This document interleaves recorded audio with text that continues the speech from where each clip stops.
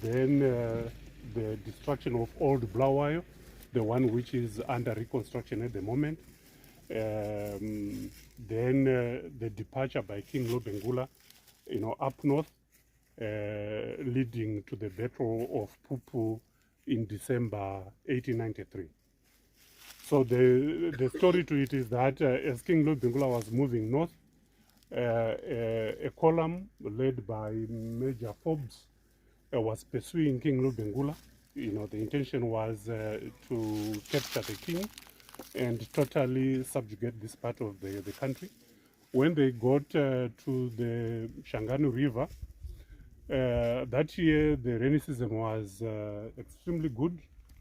The king had crossed the river, and when the pursuing column arrived at the river, they dispatched a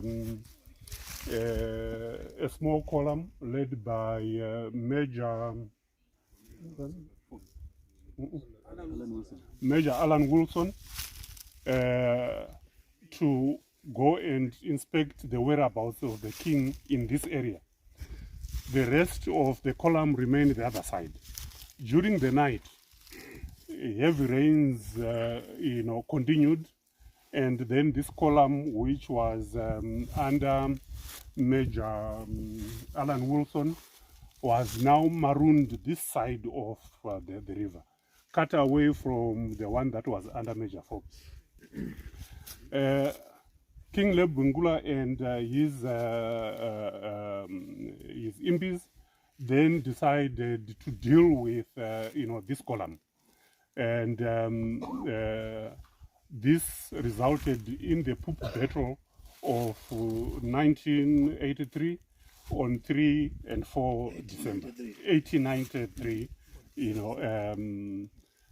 At this location. I think the significance of the battle is that one, that column was completely annihilated, and second, it meant that the British failed to capture King Lobengula, because after that battle, they could not identify where he had disappeared to. So King Lobengula continued north, and the British then had to go back to Bulawayo, humiliated because they had been defeated. One of the issues that is quite important about this component of our history is the fact that the impis that were under King Lobengula at the time were really multi-ethnic. I think that needs to be stressed. The fact that as the Ndebele Kingdom... This is very important. As Zimbabweans, in particular those who were born after independence, they may not be in a position to really appreciate the struggle, to really appreciate what this country went through. So it's very important to correct the narrative as to where we came from, as to how our forefathers fought the settlers. And it is through national monuments like this one that we can correct the narrative. And in fact, I'm not so sure how many people know that our forefathers refused to be colonized. And in fact, you heard from the National Museum when they were narrating, the criticality or the importance of this place, that in fact, Lobengula was never defeated. by the white settlers. They failed to get hold of him. They pursued him, they looked for him everywhere else, but he was triggering, and his team. So national monuments like this one, they go a long way in correcting the narrative. They go a long way in telling the true story of where this country came from.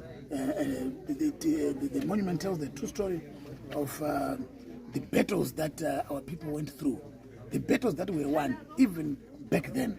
So it's very important to associate ourselves with our history. And in fact, His Excellency the President is always telling us that you need to know your past and your present for you to plan your future. It's very important to reconcile Zimbabweans with their history, with their future. So this national monument plays a big role in that regard. Okay.